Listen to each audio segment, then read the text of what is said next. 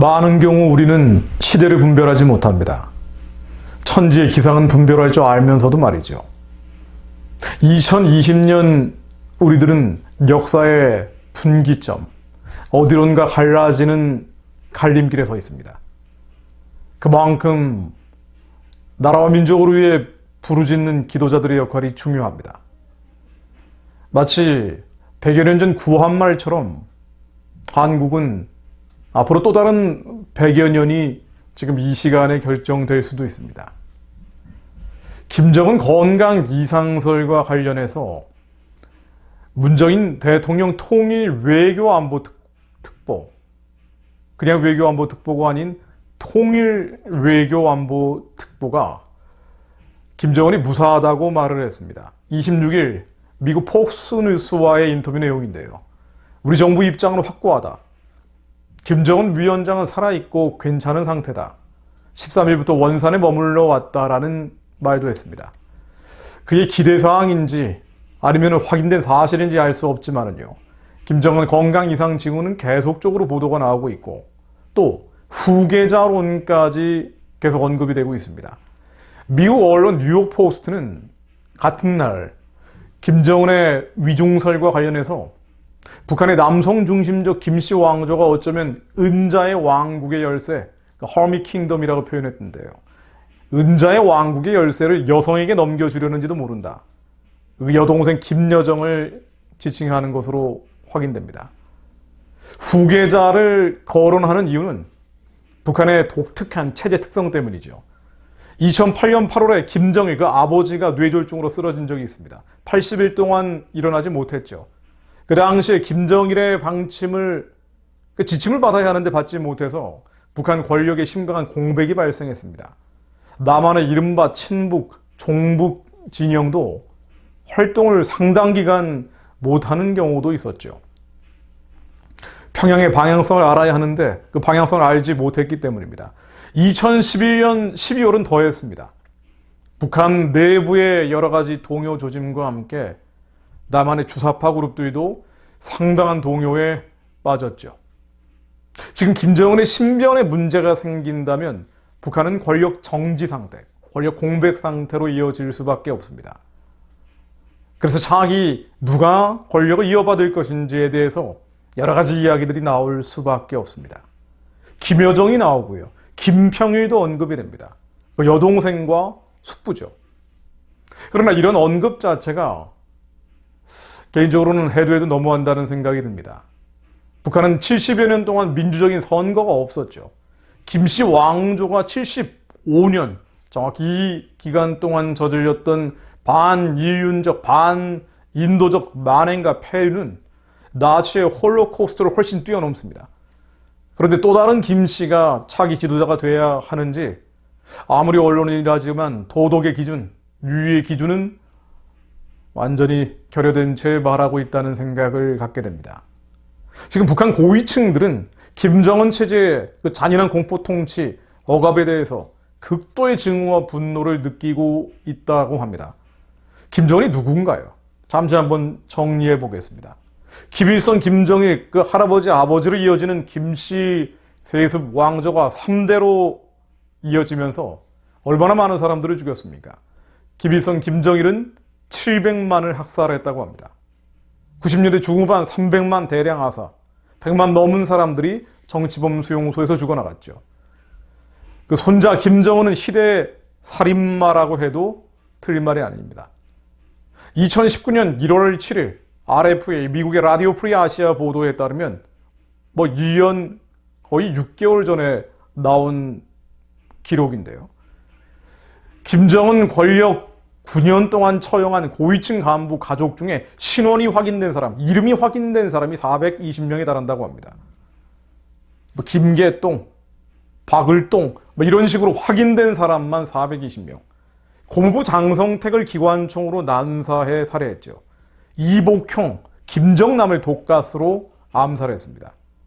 아버지 김정일의 넷째 부인 김옥, 현영철 인민무력부장, 리용호 인민군 총참모장, 김용진 내각부총리, 최측근 참모도 가리지 않고 살해했습니다.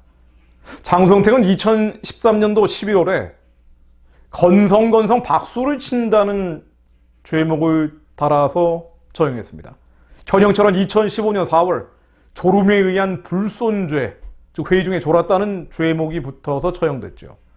북한 소식통에 따르면 이렇게 졸다가 처형된 군과 내각 간부만 수십 명에 달한다고 합니다. 고위직 간부만 당한 게 아니죠.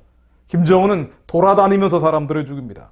2013년도 11월 달 미림 승마장을 시찰할 때 타일을 제대로 깔지 않았다는 이유로 관리자를 처형했습니다. 그 두 달 전 2013년도 8월 달엔 아내 리설주가 활동했던 은하수 완연악단 단원들 10명을 살해했습니다. 음란 비디오 촬영이 죄목이 됐지만 그렇게 도덕적이어서 윤리적이어서 사람을 죽였나요? 아니죠. 리설주도 우리처럼 놀았다는 추문이 돌았기 때문입니다. 살해한 단원들 중에는 배가 부른 임신부도 있었다고 합니다. RFA 라디오 프리 아시아 보도에 따르면 김정은은 장성택으로 하여금 그 수하에 있는 장수길 리용호라는 사람의 처형 장면을 맨 앞줄에서 지켜보게 했죠. 장수길 리용호는 비행기에 쏘는 고사총탄 1000여 발을 맞고 형체도 없이 살점이 느껴져 나갔다고 합니다. 참 말 언급하기도 끔찍한 내용들입니다. 김정은은 기절한 장성택을 끌고 갔죠. 그리고 확실하게 살해했습니다. 마이크 펜스 미국 부통령, 걸어다니면서도 백악관 안에서 방언을 한다는 사람인데요. 경건한 그리스도인이죠. 장성택이 대포를 맞고 1만 명 앞에서 처형됐다라고 2018년도 2월 달 미국 엑시오스라는 매체에서 인터뷰를 했더군요. 시체는 화염방사기로 태워졌다고 합니다. 김정은은 장성택의 피만 원했던 게 아닙니다. 장성택 직계 가족은 물론 두 형의 아들, 딸, 손자, 손녀, 혈육들을 모두 처형했습니다. 김경희, 아버지의 동생만 살려뒀다고 하죠. 어린 아이들까지 말 그대로 씨를 말렸습니다. 이 사건 관련해서 처형당하고 고문당하고 추방당한 사람이 1000명에 달한다고 합니다. 2014년 1월 달에 한국 주요 매체들이 보도한 내용입니다. 장성택 밑에서 일하던 노동당 행정부 부부장, 즉 차관급 관리만 9명이 처형됐습니다. 수만 명이 수용소로 흩어졌을 겁니다. 악랄한 독재자 한 명 때문에 수많은 가정들이 파괴됐죠. 죄 없는 여인과 아이들은 얼마나 피눈물을 흘려야 했겠습니까? 임산부 청소년을 가리지 않고 죽였습니다. 연쇄살인범이라는 것은 김정은에게 가장 잘 어울리는 수식어입니다. 어린이 임산부 형제 친족을 가리지 않고 살해하고 고문하고 진육이었죠. 우리가 절대 선이 아닌 부패하고 타락한 죄인들이지만 적어도 김정은에게는 절대 악의 칭호가 아깝지 않습니다. 그 혼자만이 아니라 그의 아버지, 그의 할아버지 70년 동안 김씨 일가가 저질러온 죄악입니다. 그런데 이제 4대로 세습이 된다고요? 있을 수 없는 일이죠. 흔히 김평일, 김여정 여동생이 아닌 숙부 김평일이 세습할 수 있다는 이야기도 합니다. 왜 이런 이야기가 나오는지 저로서는 잘 이해가 되지 않는데요. 일단 이 비현실적이죠. 1974년도 김정일이 후계자가 됐습니다.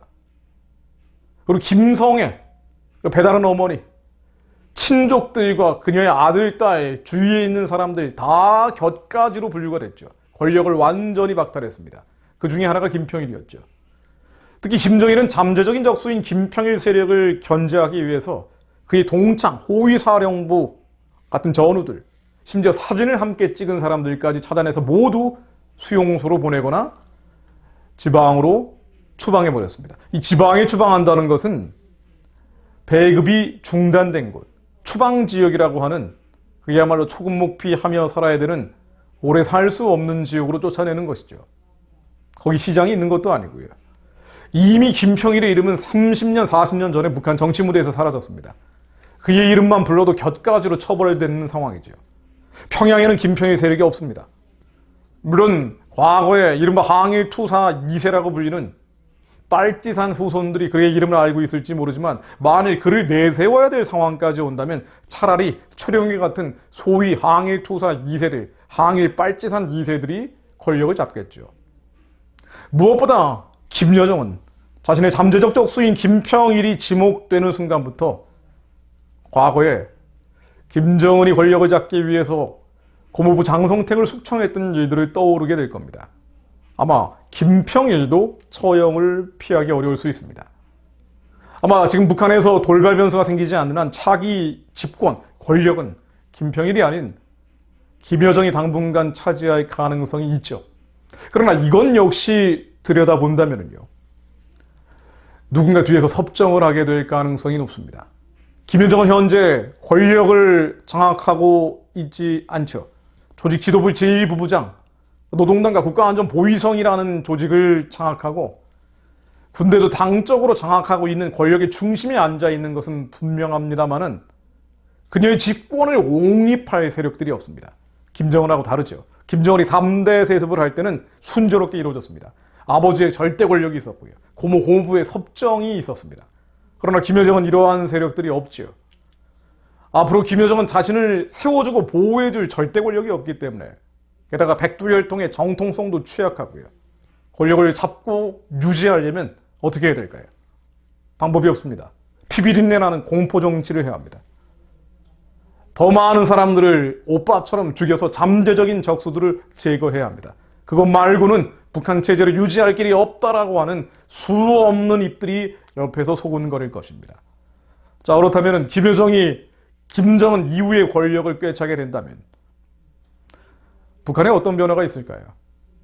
정치범 수용소 해체되지 않습니다. 절대 해체될 일이 없죠. 지하 기독교인들 공개 처형 중단되지 않습니다. 절대 중단되지 않죠. 탈북민들 강제 송환 절대 중단되지 않습니다. 중국식 개혁 개방을 하겠습니까? 불가능합니다. 완전히 폐쇄된 북한은 조금이라도 문을 여는 순간 무너질 수밖에 없죠. 중국조차도 정치범 수용소 라오가이라는 곳에 500만 넘게 수감되어 있지 않습니까? 북한의 미래는 둘 중에 하나입니다. 수령 독재 체제가 유지되든가 아니면 붕괴되든가. 이 붕괴를 급변사태라고 부릅니다. 물론 김여정이 아닌 제3자가 일정 기간 독재 체제를 유지할 수도 있죠.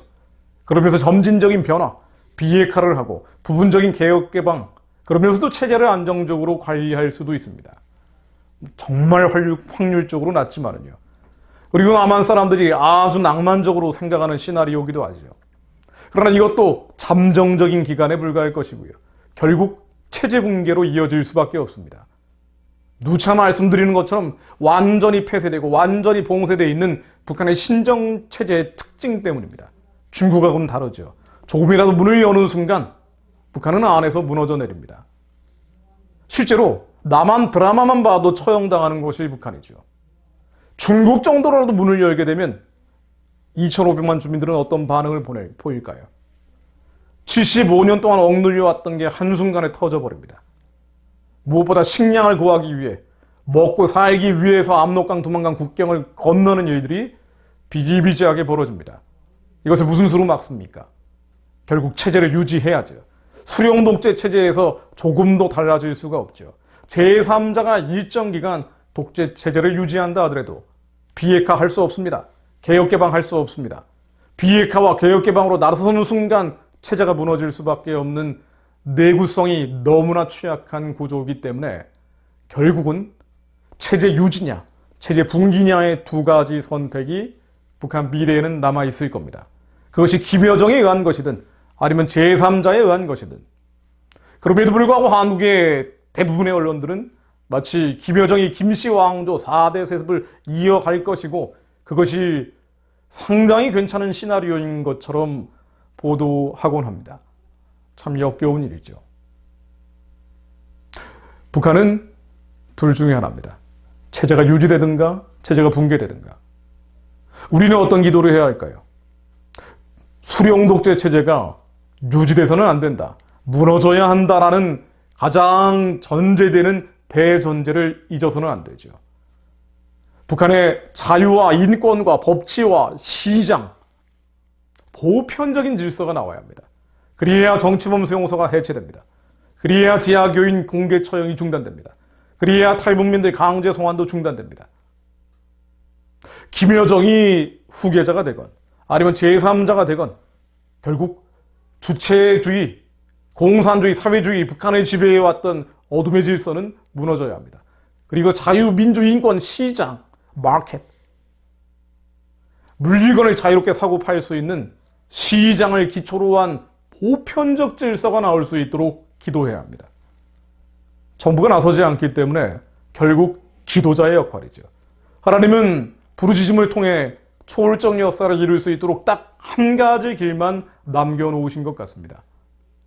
자유민주 인권 시장을 기초로 한 보편적 질서가 북한에 나와야 한다고 말씀드렸습니다. 이것은 결국 신앙의 자유를 회복하는 것이죠. 자유의 핵심이 신앙의 자유이기 때문입니다. 이것을 위해 주체사상 공산주의 사회주의 질서가 무너져야 한다는 것이죠. 그러나 한국 교회의 시대를 보는 눈은 육의 눈은 열려 있을지 모르지만 영의 눈은 너무나 희미해지고 쇠약해지고 멀어버린 것이 아닌가라는 생각까지 들 정도입니다. 한국교회 90%가 들어가 있다고 하는 어느 대형 교단의 4.15 총선 이후의 성명 내용 한 줄을 인용해 봅니다. 제21대 국회의원들에게 당부를 하면서요, 이런 말이 들어가더군요. 이제 힘을 모아 남북 교류와 통일 기반 조성에 힘을 쓰자. 남북 교류와 통일 기반 조성. 여기에는 북한 구원과 해방에 대한 메시지는 전혀 담겨 있지 않습니다. 물론 정치범 수용소, 강제 처형, 강제 송환, 잔인하게 고난받고 있는 주민들에 대한 연민도 없죠. 인권이라는 단어도 찾아볼 수 없습니다. 그리고 남북 교류, 이 남북 교류가 뭔가요? 사전적으로는 좋은 의미죠. 그러나 한반도에서 저질러지고 있는 남북 교류라는 것은 북한 주체 사상 공산주의 사회주의 체제를 물질적으로 도와주는 지지 지원 강화 행태를 남북 교류라고 부르고 있죠. 이걸 하자는 겁니다. 한국 교회마저도. 이제는 주민들을 해방하고 그들을 구원하기 위해 포갑하고 있는 주체주의 공산주의 사회주의 체제가 무너져야 된다라고 선포하지는 못할 망정. 그 고리타분한 햇볕 정책을 똑같이 얘기하고 있는 것입니다. 그리고 이런 말을 하는 사람들은 억압을 당하고 비판받고 비난받고 고립되기도 하죠. 교회에서 북한 구원, 북한 해방 이야기하면은 왕따 됩니다. 잘 알고 있습니다. 그러나 마지막으로 이 말씀 드리면서 마무리 지으려고 합니다. 진리를 외치고 진실과 사실을 알리는 이들은 어려움을 겪습니다. 왜냐고요? 복음은 고난과 함께 오기 때문이죠. 마지막으로 가면 갈수록 이런 일들은 더 심해집니다. 마가복음 13장 13절로 또 너희가 내 이름으로 말미암아 모든 사람에게 미움을 받을 것이나 끝까지 견뎌야 한다. 끝까지 견디는 자는 구원을 받을 것이다. 견뎌야죠. 진리와 진실과 사실을 알릴 때 사람들이 궁박한다 하더라도 끝까지 견디는 자는 하나님께서 반드시 상을 주실 것입니다. 그것도 우리의 욕심과 욕망과 욕정을 채우는 것이 아니라 하나님의 마음을 시원케 해드리기 위한 선포기 때문이죠. 마가복음 13장은 이렇게 말씀이 이어집니다. 26절 27절로 그때 인자가 구름을 타고 큰 권능과 영광으로 오는 것을 사람들이 보리라. 또 그때 그가 천사들을 보내어 자기의 택하신 자들을 땅끝으로부터 하늘 끝까지 사방에서 모으리라. 주님은 오실 것이고요. 그때 사람들을 모으실 것입니다. 미움을 사람들에게 받을지 모르지만 끝까지 견딘 자, 진리와 진실과 사실을 끝까지 외쳤던 자, 하나님께서는 택하시어 천사를 보내어 구름 타고 권능과 영광으로 오실 때 그들을 모으실 겁니다. 그러므로 주님께서는 이렇게 말씀하셨습니다. 13장 37절로 주의하라, 깨어있으라, 그때가 언제 올지 알지 못함이라. 우리는 그런 시대를 살고 있습니다. 깨어있고 지혜에서 벗어나서는 안 되죠. 우리의 사랑은 이웃을 내 몸처럼 사랑하는 주님의 말씀 가운데서 풀어질 것입니다. 2500만 해방과 구원의 때가 오고 있습니다. 세상 사람들이 다 졸고 자고 취해 있다 하더라도 깨어서 부르짖는 자, 외치는 자들, 그들이 의인 10명으로 남아있는 한 하나님께서 반드시 한반도 역사에 반전을 만들어 주실 것입니다.